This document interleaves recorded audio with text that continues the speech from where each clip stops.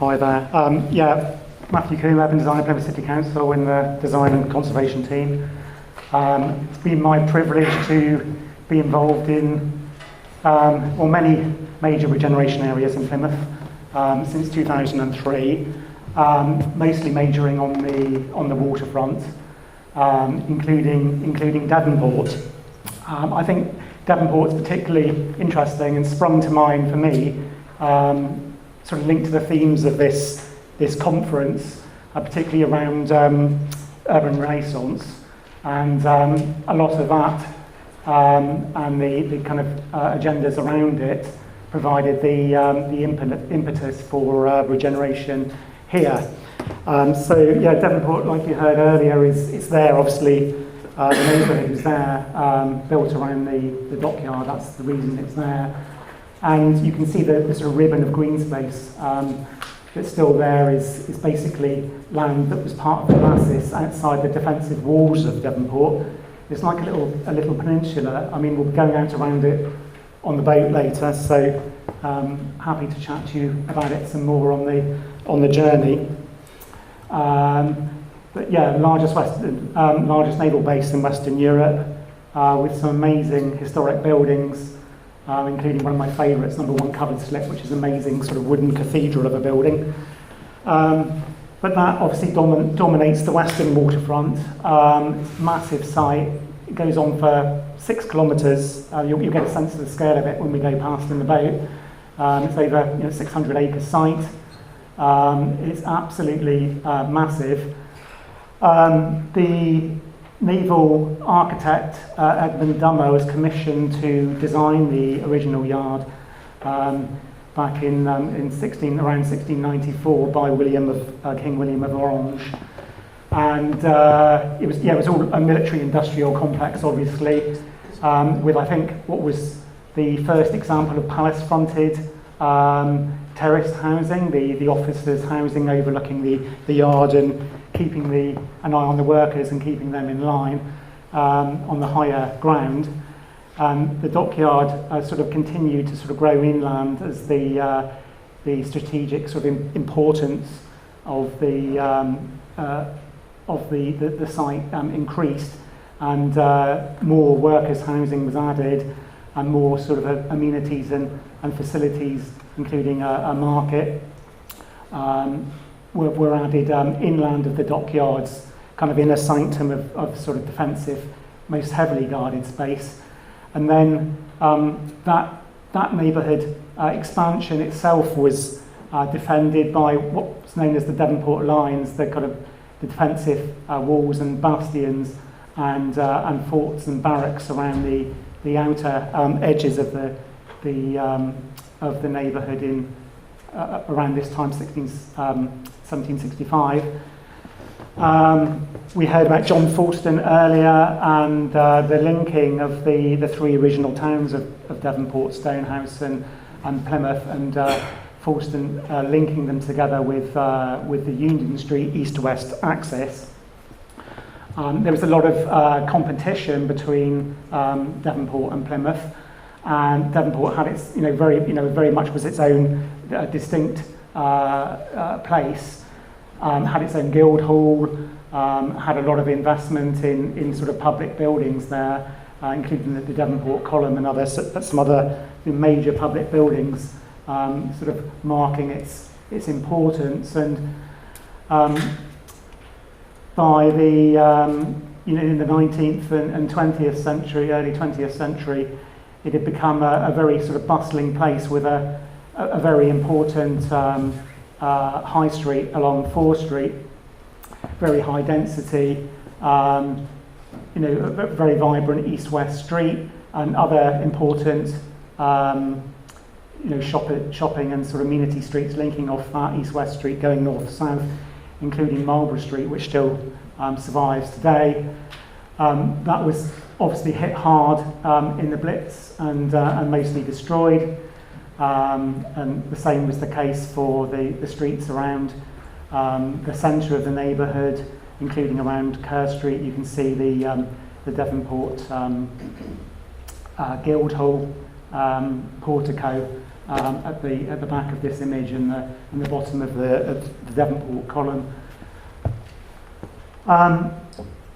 Abercrombie and Watson in the 1943 plan, I mean, maybe also influenced by the demands of Nancy and Waldorf-Astor, don't know, but also proposed a major sort of capital city scale boulevard with some Beaux-Arts ideas in their master plan for the reconstruction of Devonport. Obviously that would have removed a lot of the surviving historic buildings there. That never happened. Instead, in the Cold War, the military annexed off the centre of the neighbourhood with a very large wall to create a new storage enclave, which effectively severed the north and south of the neighbourhood. Took a very large area out, and a lot of very kind of austere drab social housing was put up in its place. Obviously, it wasn't always, didn't always look as austere as that, but one major issue was the fact that there was a lot of the same type of small social flats provided in the area. So there became a major sort of imbalance in housing type and tenure in Devonport. So yeah, by the sort of 80s and 90s, the area became heavily stigmatised, becoming one of the most deprived areas in Plymouth. Very high unemployment because lots of very small flats and social housing, very transitory population, not much of a sort of sense of ownership. Or it was the hardcore Devonport community was still strong, but there was a lot of antisocial behaviour issues, low skills educational attainment. The life expectancy of people was lower in Devonport. Even when I moved here in 2003, it was very stigmatised and considered to be a kind of no-go area where there was a lot of crime, or there was certainly a fear of crime. But there was this big opportunity because of the MOD land release of the storage enclave and other sites, which came on the table in the late 90s and the early noughties to repair the community severance caused by the military land appropriation during the Cold War. But there was also a very big opportunity to embrace Devonport's heritage importance and make the most of its built in natural environment, beautiful setting it has, but also a very strong need to improve its local facilities, including for health, shopping, recreation, education and transport. So it's an area that, even though it had a battering in the Blitz and some insensitive post-war redevelopment, there was still that hardcore of civic pride, and that sort of came through very strongly in the sort of master planning and regeneration negotiations, involving the community in those sort of discussions. But it's a place with a beautiful location. You don't really get a sense of that inland, but the waterfront of Devonport is really quite stunning. It has got some amazing waterfront views when you get up on the high land or up the Devonport column. Happy to take you on a walk around there one day. It's got some beautiful parks and open spaces, although a lot of them did fall into decline. And it has that strong kind of naval legacy and that fine legacy of historic buildings. So also got very good communications to Cornwall. It's got the Tor Point ferry which goes from there. So I think it's a very good example, really, Devonport, of effective partnership working and working with the community. There were various plans and strategies drawn up from the late 90s going into the noughties, including an urban village framework plan. Regeneration community partnership was set up.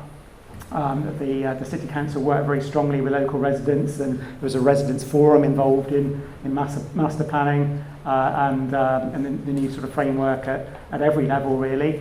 And then there was a successful New Deals for Communities bid of 48 million awarded in 2001. Then, after a lot of discussion, the MOD released the storage enclave in the South Yard and the Market Hall site in 2003, and a development framework was created, and we worked closely with the local community to put together an area action plan and a multi-developer agreement. Homes England working with Redrow as their development partner for the main storage enclave site in the middle. So I'm going to fast forward a lot of this, but there's a lot of strategic thinking around how to kind of optimise the connections between Devonport and the rest of the city and its gateway links to Cornwall, etc. How to optimise its waterfront and opportunities and linkages to and along it. This is the spatial strategy from our joint local plan. It's in one of the strategic growth areas, waterfront strategic growth area. There's been a very strong impetus for and strong delivery here along the waterfront. The waterfront strategy from the joint local plan says the same sort of strategic ideas have been carried forward into our joint local plan, making the most of the heritage of the area, optimising the waterfront connections to it, along it, capitalising on that, capitalising on those gateway connections again. This is a composite of all of the area action plans that we did along the waterfront. Devonport being at the west end of this, looking at those strategic development opportunities, and obviously Devonport was a big one, and the idea, as with a lot of our sort of post-military or post-industrial waterfront, was to create sustainable neighbourhoods, create sort of balanced connected communities. So as well as a lot of that strategic work, there's very strong visioning for the area. The area action plan was adopted in 2007, and it was all about, there was strong consensus from the community about putting the heart back into Devonport, the heart that had been taken out from with the military Cold War annexation. But there was also a strong feeling from the community that they wanted to see something like the memory of place was strong, despite the Blitz and despite the battering it had and the annexation. People remembered that a lot of the historic streets, and they wanted them back. They wanted those connections back. They wanted to be able to walk from the north to the south of the neighbourhood again. And that thinking very much informed a lot of the master planning, including in this area of Kerr Street, where there were a lot of those austere, sort of damp, crowded social flats. And the idea here was to put something like the historic network back, but the classic sort of urban design principles of connected sort of permeable streets, walkable sort of linkages back through to the north and south of the neighbourhood. Some big sort of topographic challenges here, but also those important Grade 1 listed buildings of Falston, the Guildhall and the Column, which have been brought back into use by Real Ideas organisation, a local community interest company that we've worked with. So some big topographical challenges, but the connections there are strong. You can see some of the post-war planning ideas here, which the Star Flats, some ideas sort of borrowed from Sweden, but the community were very big on kind of repairing the historic street pattern, so that influenced the master plan here in the South Enclave site. And those are some of the images of the South Yard Enclave now. Particularly a pleasant place to be now. It really has transformed. Or one of the images there is from the cover of Secure by Design. So that stigma. It's not without its challenges, Devonport, but that stigma really has gone now. It's a much more pleasant place to be. An aerial view of the Enclave site, so it's showing the streets that are there now. It's not perfect by any stretch of the imagination, but the place really has transformed. And one of the key projects in there is the Market Hall, because of the success of the Guildhall with Real Ideas organisation, bringing that building back into use, and because the developer partner Redrow struggled to find a new use for the Market Hall building, we approached Real Ideas organisation as a funding pot became available from Homes England. And Real Ideas are very good at assembling other cocktails of funding. We managed to assemble some Section 106 monies from the wider site to support the beneficial reuse of the Market Hall building as a centre for digital arts and technology. I'm being told I'm running out of time, so fast forward. But yeah, there's a similar pattern of process with other sort of sites around the neighbourhood, and I can chat to you about it more on the boat. But that's the Mount Wise Park, beautiful place, so connections to that have improved. I used to live next to it here, and it was very much a no-go area, Devonport Park, now a very pleasant place to be. It's got a new pavilion, it's got a cafe, it's got a bandstand. Devonport's got a new library in the St Albans Church, where they've been struggling with a low congregation. It's now like co-located, a new place of worship with a new library. Used to take the kids to book club there. It's a lovely place to be now, but there's also University Technical College, new police station, new health hub. Loads of other good things have happened.